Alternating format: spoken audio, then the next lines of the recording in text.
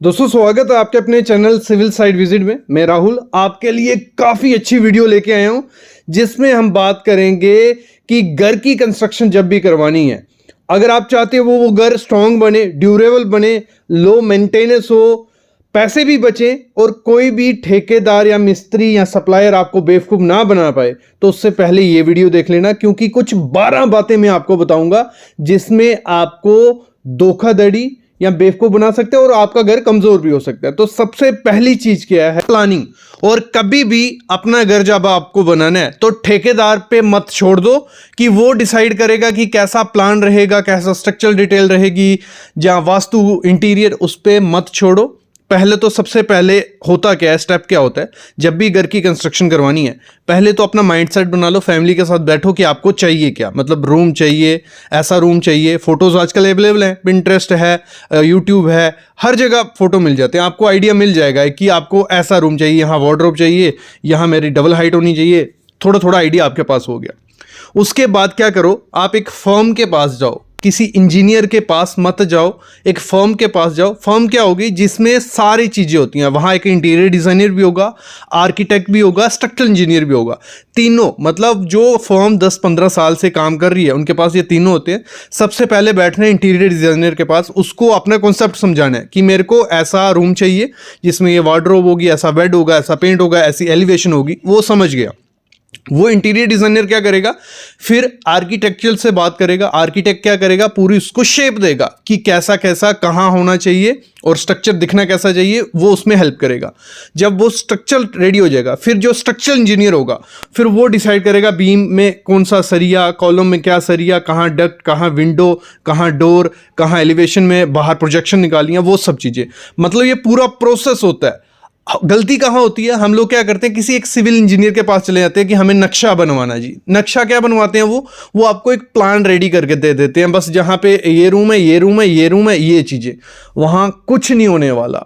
हमेशा जब भी अपना घर की प्लानिंग करनी है तो ये स्टेप रहते हैं, पहले खुद प्लानिंग करो, फिर इंटीरियर डिज़ाइनर के पास जाओ, फिर आर्किटेक्ट और स्ट्रक्चरल इंजीनियर उसको शेप दे देगा। इस पूरे प्रोसेस में ज़्यादा खर्चा नहीं होता है। लगा लो बेसिक अगर 1000-2000 स्क्वायर फीट का घर है तो 30 से 40 हज़ार रुपये में ये काम अच्छे से हो जाता है और आपके घर में वहाँ पैसे भी बचते हैं, वेस्टेज भी नहीं होती है कोई ना। बाद में तोड़ फोड़ करनी पड़ती है कि यहाँ मेरे को वार्डरोब चाहिए थी, यहाँ डोर चाहिए था, तोड़ फोड़ की भी कोई ज़रूरत नहीं पड़ती है। बेस्ट तरीका होता है पैसे बचाने का भी और एक अच्छा स्ट्रॉन्ग घर बनाने का, अगर इस तरीके से जाते हो। और अगर साथ ही साथ अगर आप चाहते हो कि आपका घर वास्तु के हिसाब से बने तो वास्तु के लिए अलग, मतलब अलग आपको वास्तु कंसल्टेंट से मिलना पड़ेगा, वो उस हिसाब से गाइड करेगा। तो मैं तो रिकमेंड यही करता हूँ, जब भी नक्शा बनाओ तो मैं बोलता हूँ ऐसे आर्किटेक्ट से बनाओ। पहले तो उसके फोटो वीडियोस वगैरह देख लो कि उसने क्या काम किया, तो वहाँ से आइडिया लग जाता है कि आपका कॉन्सेप्ट वो बना पाएगा नहीं बना पाएगा।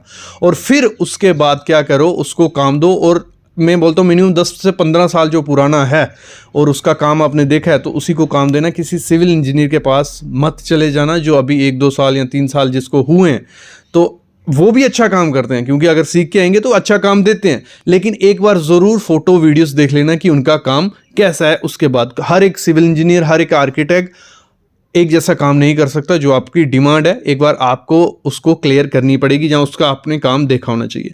अगली चीज़ क्या होती है, जब भी घर की कंस्ट्रक्शन करवाओ, जो आप स्ट्रक्चरल डिटेल लेते हो बिना सॉइल टेस्टिंग के वो पॉसिबल ही नहीं है, क्योंकि वो अज्यूम करके चलेंगे और आपका घर कमज़ोर बन जाएगा। जब भी घर की कंस्ट्रक्शन करवानी है सॉइल टेस्ट मस्ट करवा लेना। उससे 3-4 चीज़ें पता चल जाती है। एक तो लोड बेयरिंग कैपेसिटी की, आपका जो स्ट्रक्चर बनेगा उसमें बीम, कॉलम, स्लैब कैसी होनी चाहिए कि आप फ्यूचर में अर्थक्वेक भी आए तो आपका घर गिरे नहीं। वहाँ फाउंडेशन कौन सी आएगी, राफ्ट फाउंडेशन आएगी, पाइल होगा या क्या होगा, सब चीज़ें सॉइल टेस्ट में क्लियर हो जाती हैं। इवन टर्माइट की ज़रूरत है, एटीटी करवाने की ज़रूरत है, सब चीज़ें, मतलब सॉइल टेस्ट आपको करवानी ही करवानी है। देखो अगर एग्जांपल ले लेते हैं, 24 न्यूटन पर mm स्क्वायर से अगर कम आती है सॉइल स्ट्रेंथ तो आप वहाँ पे राफ्ट या फाइल फाउंडेशन देनी पड़ती है, मस्ट देनी पड़ती है। अगर 24 न्यूटन पर mm स्क्वायर से ज़्यादा होती है तो वहाँ नॉर्मल कॉलम या फुटिंग चल जाती है। तो सॉइल रिपोर्ट बहुत इंपॉर्टेंट होती है कि आपकी कितनी स्टील क्वांटिटी लगेगी, कितना कंक्रीट लगेगा, कॉलम साइज़ क्या होगा। उससे होगा क्या, प्रॉपर तरीके से फिर कॉलम साइज होंगे, कंक्रीट प्रॉपर लगेगा, स्टील प्रॉपर लगेगा, पैसे भी बचेंगे और एक घर एक स्ट्रांग बनेगा कि फ्यूचर में अर्थक्वेक भी आ जाए तो आपका घर खड़ा का खड़ा रहे, क्रैक्स या गिरे नहीं। अगली चीज क्या होती है, जब भी घर की कंस्ट्रक्शन करवानी है मटेरियल क्वालिटी मस्ट चेक करके ही लगाना। 3 चीजें होती हैं हमारे घर में, एक ईंट होती है, रेत होती है, बजरी होती है, सीमेंट होती है। ये 3 से 4 चीजें अच्छी लगेंगी तो घर स्ट्रांग बनने वाला है। सबसे पहली चीज जो ब्रिक आपको लगानी है, हमेशा कौन सी लगानी है, जिसमें आप दोनों ब्रिक को एक साथ लगाओ तो उसमें मेटालिक साउंड हो, टक टक जो आवाज रहती है ना, जैसे लोहे को टकरा रहे हो। और जो जब बिल्कुल रेड सी येलोइश होती है वो फर्स्ट क्लास ब्रिक होती है, ठीक है, थोड़ा येलोइश ग्रेइश फील उसमें मिल रहा है। और जो रेड ब्रिक होती है वो सेकंड थर्ड क्लास की होती है। और अगर 5 फीट से आप ब्रिक को नीचे फेंकते हो, अगर वो टूट गई तो उसको रिजेक्ट कर लो, मत लगाओ, बाद में दिक्कत आएगी। डबल एसी ब्लॉक, अगर 1-2 स्टोरी का घर है डबल एसी ब्लॉक मत लगाओ, फ्लाई ऐश ब्रिक मत लगाओ, लाल ईंट लगाओ। अगर बड़ी स्ट्रक्चर है फिर आप क्या करो, डबल एसी ब्लॉक या फ्लाई ऐश लगा सकते हो। रेत कौन सी हमेशा आपको यूज करनी है, रेत ऐसी यूज करनी है जिसमें जो दाना हो वो अच्छा हो, जिसमें मिट्टी मिक्स नहीं हो। तो उसका एक अलग से तरीका रहता है, टेस्ट रहता है रेस चेक करने का। तो मैं बोलता हूँ रिवर सैंड यूज़ कर सकते हो अगर मिट्टी उसमें नहीं है, बाकी एम सैंड के साथ भी जा सकते हो। उसको एक बार हाथ में रब करके देखना, कोई भी सैंड होगी, अगर हाथ में मिट्टी लग रही है, नीचे गिरा के मिट्टी लग रही है, उसको एकदम से रिजेक्ट कर दो। जो आपको बजरी लगानी है, जो आपको एग्रीगेट लगाना है, वो मिट्टी वाला नहीं लगाना है। एंगुलर मत लगाना, जो ऐसे शेप होती है ना एंगुलर, मतलब कोने निकले हुए हैं, वो वाले मत लगाने हैं, राउंड वाले लगाने हैं। और एक बार अगर उसको धो देते हो, मतलब जैसे आपका एग्रीगेट घर पे आया, उसको पानी मार दो, उसमें से जो मिट्टी होगी वो निकल जाएगी। सीमेंट क्या करना है, सीमेंट आप कोई भी कंपनी का लो, 3 महीने ज़्यादा पुराना नहीं होना चाहिए। और हमेशा क्या करना है, बायोरेटर और मिक्स प्रॉपर करोगे, सीमेंट कोई भी लगाओ अच्छा ही रहता है। तो मैं तो बोलता हूँ ACC गोल्ड लगा लो, श्री कंपनी का भी अच्छा है और अंबुजा का भी अच्छा है, ये लगा सकते हो, कोई दिक्कत नहीं है। अगली चीज़ क्या करनी है आपको, हमेशा कहाँ दिक्कत आती है वो होती है कंक्रीट ग्रेड और स्टील में। पहले हम समझते हैं कंक्रीट ग्रेड। जो कंक्रीट होता है ग्रेड हमारा वो बहुत इंपॉर्टेंट होता है। हमेशा अपने घर में क्या करना है, आपको M25 लगाना है ग्रेड। अगर M25 लगाते हो तो अच्छे से स्ट्रेंथ आपको मिलेगी। लेकिन कॉन्ट्रैक्टर क्या करते हैं, M20 ग्रेड से शुरू करते हैं, जब उसको बनाते हैं प्रॉपर मिक्स नहीं होता है तो उसकी स्ट्रेंथ हमें 15-16 भी नहीं मिलती है, तो वो नहीं है। बेसिक स्टैंडर्ड होता है M20, उससे अच्छा है कि आप M25 लगाओ। RMC मिलता है अगर आपके एरिया में तो बेस्ट चीज़ है, क्योंकि वो प्रॉपर क्वालिटी का कंट्रोल रख के आपको कंक्रीट बनाएंगे। लेकिन ठेकेदार जब बनाएगा तो वो तो चलो थोड़ा ध्यान देगा, लेकिन जो मिस्त्री मिक्स कर रहे हैं या कुछ हो रहा है तो वहाँ दिक्कत रहती है। आपकी स्लैब है, फुटिंग है, कॉलम है, तो M25 ग्रेड से कम मत यूज़ करो।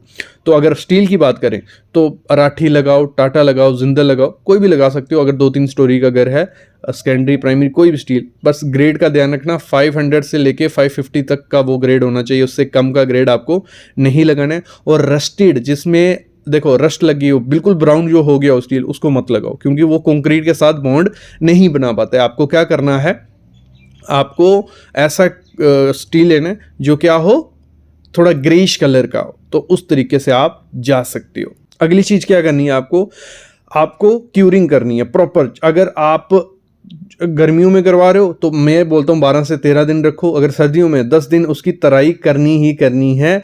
और गर्मियों में 3 टाइम करनी है, सुबह, दोपहर, शाम को। और विंटर में सुबह शाम करोगे चल जाएगा। इससे क्या होगा, जो क्रैक्स आते हैं स्लैब में वो क्रैक कभी नहीं आएंगे। और अगर कॉलम वगैरह है तो गन्नी बैग से ढक के उसको रखो। जो ब्रिक वर्क करना है तो उसमें 4 इंच की दीवार जो रहती है, उसमें जो मसाला बनेगा उसमें 1:4 का मोटार आपको डालना है। कितना? 1:4 का। अगर 9 इंच की दीवार है तो वहां पे आप 1:6 या 1:5 का बना सकते हो। तो ये चीज़ भी करनी है। और जब कॉलम आपका बन जाए उसको खोल के उस पर हाकिंग कर देना, थोड़ा टाचा जैसा मार देना है। प्लास्टर आपको कैसे करना है, बाहर का प्लास्टर 1:4 से करना है। 1:4 क्या बोल रहा हूँ, 1 बैग अगर सीमेंट डाल रहे हो, 4 बैग आपको सैंड डालनी है। तो उसका जो मिक्सचर बनेगा उस मोटा उसको उससे प्लास्टर करना है। अंदर का 1:5 का करिए, कोई दिक्कत नहीं है। और प्रॉपर क्या करना है, क्यूरिंग करनी है। जैसे आपने प्लास्टर लगा दिया उसके 10 घंटे बाद तराई मारना उसकी शुरू कर दो। और जब स्लैब की कास्टिंग होती है उसमें भी काफ़ी चीज़ें आपको ध्यान देनी है। जब स्लैब की कास्टिंग हो रही है, जो गैप्स होते हैं उनको फिल कर लो। वहाँ से कभी भी गैप नहीं रहना चाहिए, स्लरी नीचे आ जाती है, कंक्रीट वीक हो जाता है। तो प्रॉपर है, टेप लगा दो, टेप लगा दोगे तो अच्छा है, नीचे स्लरी नहीं जाएगी। स्लरी क्या हो गई, आपका जो सीमेंट होता है पानी के साथ नीचे निकल आता है। या तो पॉलीथीन लगा सकते हो तो वो भी बेस्ट रहेगा। और जब भी कंक्रीट करो, मतलब जो कोल्ड जॉइंट होता है वो मत छोड़ो। कोल्ड जॉइंट क्या हो गया, आपने एक जगह कंक्रीट करना शुरू किया तो उधर छोड़ दिया, 2-3 घंटे बाद दूसरी जगह से शुरू कर दिया, तो वो जो कोल्ड जॉइंट होगा वहां से लीकेज गारंटी होनी है। जहां एक दिन स्लैब भर दी फिर आधी स्लैब दूसरे दिन भरी, वहां पे गारंटी होनी है। हमेशा जब भी कंक्रीट करना है तो प्रॉपर एक जगह से शुरू किया, उसको कंटिन्यू चलाना है, कभी भी स्लैब को बीच में नहीं छोड़ना है। और पॉसिबल है तो कंक्रीट जब बनाओ तो उसमें वाटरप्रूफिंग केमिकल डाल दो। डॉक्टर फिक्सिट का आता है LW+, वो डाल दीजिए, वो भी बेटर है। बाकी और किसी कंपनी का मिलता है वो भी लगा सकते हो। हर जगह यहाँ वाइब्रेटर मारना है आपको, 15 से 20 सेकेंड उसको रखने हैं, निकालना है, डालना है, उससे आपका कंक्रीट प्रॉपर सेट होगा। और जो भी पाइप रहेंगी बॉटम में, ठीक है, उसमें प्रॉपर से उनको सही तरीके से लगाना है कि वो टूटे नहीं। अगर आप चाहते हो कि बाद में कंफ्यूजन ना हो कि मेरे फ्रिज का पॉइंट यहाँ हो गया, मेरे एसी का ड्रेन यहाँ हो गया, टीवी का यूनिट का स्विच यहाँ नहीं है, तो उसके लिए इलेक्ट्रिक लेआउट ले लो। मैं बोलता हूँ वो मस्ट लिया करो अपने घर के लिए। उससे क्या होता है, कम स्विचेस भी लगते हैं, प्रॉपर पॉइंट्स भी होते हैं। जितना पैसा आप किसी ड्राइंग को बनाने में लगाते हो ना, उससे ज़्यादा पैसा आपका बच जाता है जब आप काम करवाते हो, क्योंकि ठेकेदार अपने मन से काम करता है, आपकी डिमांड्स का कोई पता नहीं होता है। तो हमेशा जब भी इलेक्ट्रिक का काम करवाओ तो उसकी ड्राइंग बनवा लो, उसमें प्रॉपर मेंशन होता है कि यहाँ हमारा टीवी है, टीवी यूनिट का स्विच यहाँ आएगा, यहाँ लैंप है, यहाँ फॉल सीलिंग का है। तो ठेकेदार अपनी मर्जी से नहीं करता है। नहीं तो ठेकेदार क्या करते हैं, पॉइंट बढ़ाने के लिए, क्योंकि इलेक्ट्रिक का उनको अलग से पैसा मिलेगा, तो पॉइंट बढ़ाने के लिए एक्स्ट्रा पॉइंट भी दे सकते हैं। और अगर फुल मटेरियल किसी ठेकेदार को काम दिया है तो कम से कम वो पॉइंट देगा। तो अगर आपकी जो रिक्वायरमेंट होगी वो ड्राइंग वाले को पता होगी तो वो आपको प्रॉपर से बताएगा कि यहाँ इतने स्विच होने चाहिए, यहाँ इतनी लाइट, तो वो मस्ट बनाओ। जब भी प्लम्बिंग का काम करवाओ तो प्लम्बिंग की पाइप्स फिटिंग करवा लो, बाथरूम, किचन, ठीक है, हर जगह जहाँ जहाँ पाइप है। उसके बाद उसका प्रेशर टेस्ट करो, ठीक है। उसमें कैसे होता है, प्रेशर, उसमें एक मशीन लगाई जाती है, प्रेशर सेट किया जाता है, तो जहाँ से लीक मिलेगा उसको लीक को रिपेयर कर देंगे। उसके बाद हम उस पर प्लास्टर करेंगे, सब करेंगे, कोई दिक्कत नहीं है। नहीं तो बाद में क्या होता है, सीलन वगैरह आ जाती है। डीपीसी मस्ट करो। डीपीसी क्या होगी, जैसे प्लिंथ आपका हो जाता है, आपका ब्रिक वर्क शुरू होने वाला है, उससे पहले उस पर क्या करो, एक लेयर बिछा दो किसी चीज़ की, जिससे नीचे से पानी ऊपर ब्रिक अब्जॉर्ब ना कर सके। तो वो भले केमिकल है, भले वो कंक्रीट है, भले वो शीट है कोई स्टील की, भले वो पॉलीथीन शीट है, कुछ भी लगाओ कि नीचे का ऊपर कुछ न रहा। नहीं तो बाद में क्या होगा, आपका पेंट खराब हो जाएगा, फंगस आने लग पड़ेगी, सीलन आने लग पड़ेगी, ये दिक्कत होने लग पड़ती है। फिर अगली चीज़ क्या करनी है आपको में पॉसिबल हो तो स्लैब पे वाटरप्रूफिंग करा लो, तो उससे भी दिक्कत थोड़ी कम होती है। ATT मस्ट करवा लेना। ये कुछ 12 से 13 पॉइंट्स है। वीडियो लंबी हो गई है, इसका पार्ट 2 ले आऊँगा अगर आप बोलोगे। तो इससे हुआ क्या, ये जो 12 पॉइंट अगर आप फॉलो करोगे अपने घर में, आपका घर स्ट्रॉन्ग भी बनेगा, आपके घर की कंस्ट्रक्शन कॉस्ट 1 से 2 लाख कम भी होगी, और ना मेंटेनेंस करनी पड़ेगी, ना कोई दिक्कत आने वाली है। ये बुलेट प्रूफ घर आपका बन गया। मैं लेता हूँ अलविदा। ऐसी वीडियोस मैं आपके लिए लाता रहूँगा। बस चैनल को सब्सक्राइब कर लो, बेल आइकन दबा लो, और पार्ट 2 चाहिए तो ज़रूर कमेंट करना।